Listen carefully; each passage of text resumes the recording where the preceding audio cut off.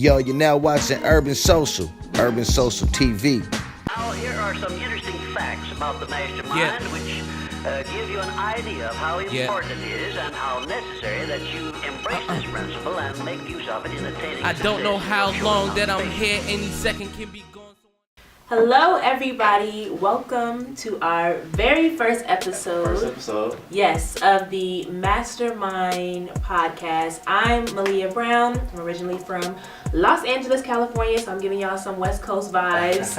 And yes, I'm so excited for us to be, doing this quote-unquote book club, but I feel like it's more than a book club now. Yeah. When we started out, we wanted to be a book club, but it's more than a book club now. I'm Chris Ruffin Jr. From Alabama, Birmingham, Alabama to be exact. Yeah. Southern Hospitality. So we just here. We're about to start this podcast up. We're about to review these books, and it's lit. Yeah, it's lit. All right, so let's dive right on to it. So I think that it's important for us to explain what a mastermind group is and kind of where this name sort of originated. And so basically, to kind of sum it up a little bit, a mastermind podcast is a group of people. A mastermind group is basically a group of people who get together either on a weekly basis, daily, or monthly, and it's where you share ideas, give each other advice, help each other through challenges, when it's necessary or appropriate.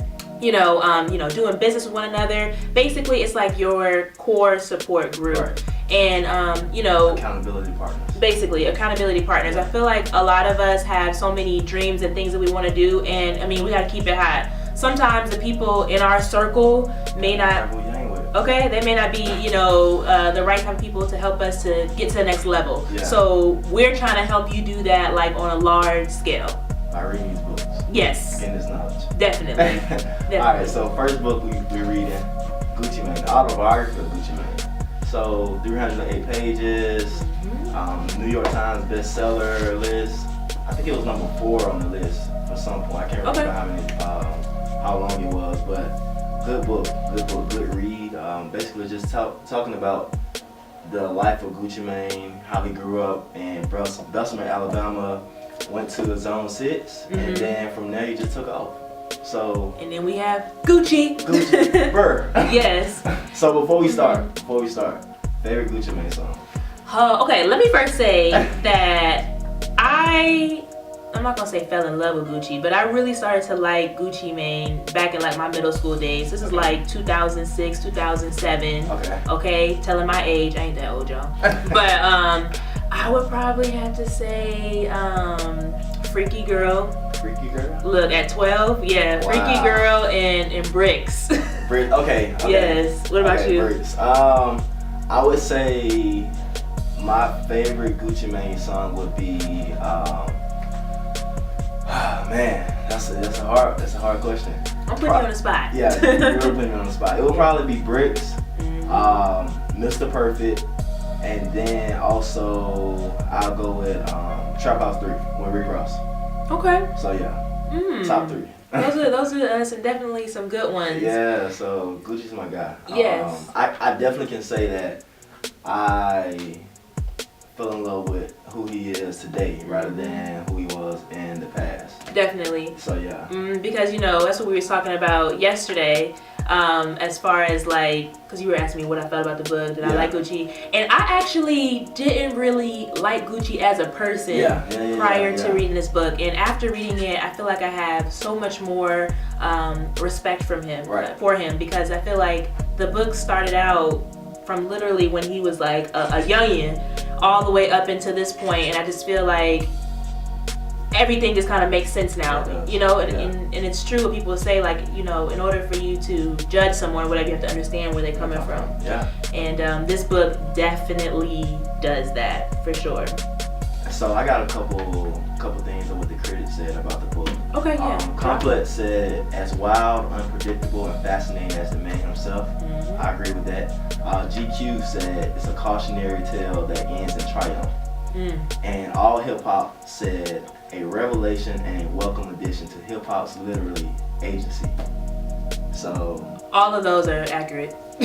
Yo, I love the book. It took me like 2 days to read it, so that's how invested I was into it. So and see, Go ahead. No, you go ahead. Well, I was gonna say, for anybody who is interested in actually reading the book, I actually have it in like the print form, the hardback form, but you read yours. I read it through Audible.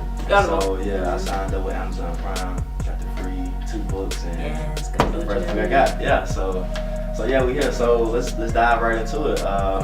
Did the initial expectations of the book? What you think about it? Like, did it live up to the hype? Yeah, did it live up to the hype? Because it was a lot of people was like going crazy. On it. Yeah, when he dropped the cover, and I was like, man, I gotta get that book. So Definitely, because it's solid. Yeah, the cover is it solid. is solid. I think definitely. Actually, when the book first came out, I went to the Barnes & Noble, and I guess they weren't really expecting for it to sell out in the way that it did. So the Barnes & Noble had only ordered like 2 or 3 copies. Like, can you believe that? 2 or 3 copies, and I ain't gonna even get into why I think that was the case, but they had only ordered 2 or 3 copies, so they were already sold out. So I actually ended up having to wait about 3 weeks to get a hard copy of the book. But I think that it definitely lived up to the hype, and I'm not just saying that. I'm actually very hard on books.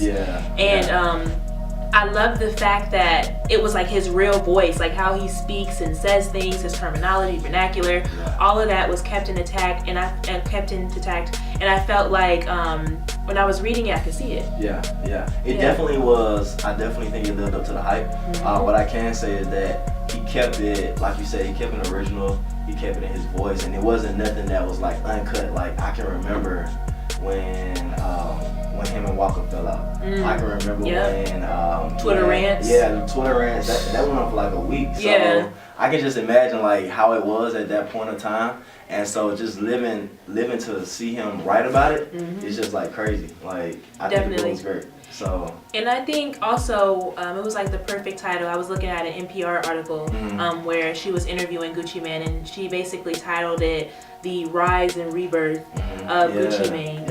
And I think that is so accurate because it literally takes you into like, you know, rise, fall, everything in between, and rise again.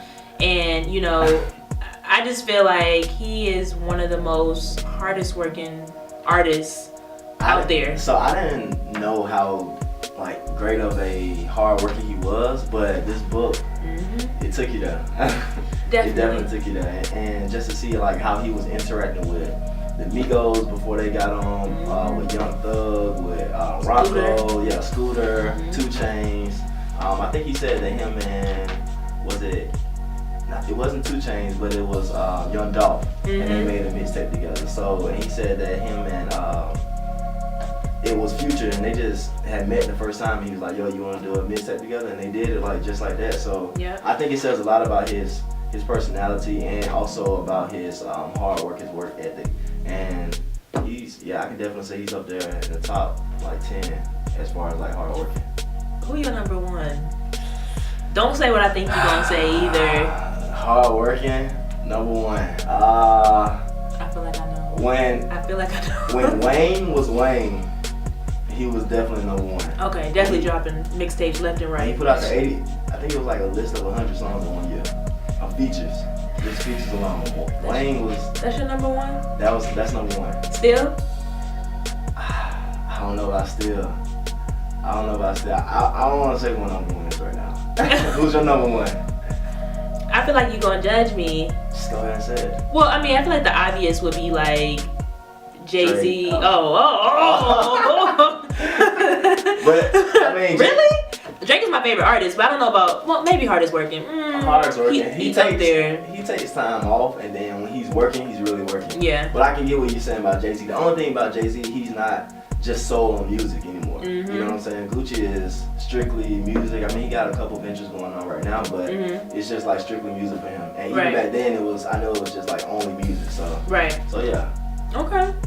Well, for those of you who, I mean, I'm sure most people know who Gucci Mane is, but for those of you who maybe are not too familiar with him, we don't want to leave y'all out. No, don't leave him out. So, basically, I mean, you could just kind of give him the title of one of the founders of trap music, if not the godfather of trap music. All right, so when you say trap music, what do you mean by trap music? Because I mean, it's a lot of definitions out there.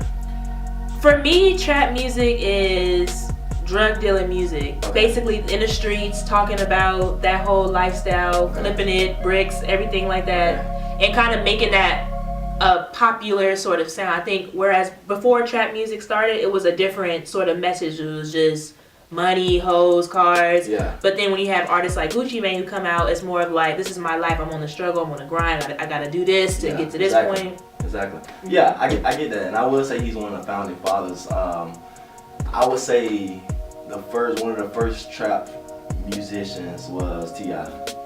And you gotta give it a tip, man. You gotta give it a tip. Because he started, like, you gotta go back to 2001, when the first album came out. Rubber Band Man, come on now. That was all about the trap. So you saying T.I. I just want to make it clear. Chris is saying T.I. is the founding father. One of the, if it was a Mount Rushmore of founding fathers of trap music, yes, it would be T.I. Okay. Gucci. Think Jeezy would be there? Jeezy would definitely be there. The Snowman. You just saying all Atlanta people. What about Houston artists and stuff like that? Ooh. Pimp C. Is he considered? No, I wouldn't consider trap music. You don't think? No. Really? No. Trap music started in Atlanta. All right. No, I'll give you that. So Jeezy, Gucci, T.I. Gucci, T.I. Who else? I don't know. I think that's about it. Just give me three. Just give you three. Yeah, just give me three. His Mount Rushmore ain't filled. There's one space that's not there. You can add Amigos. No. And canceled. You can add Amigos. We just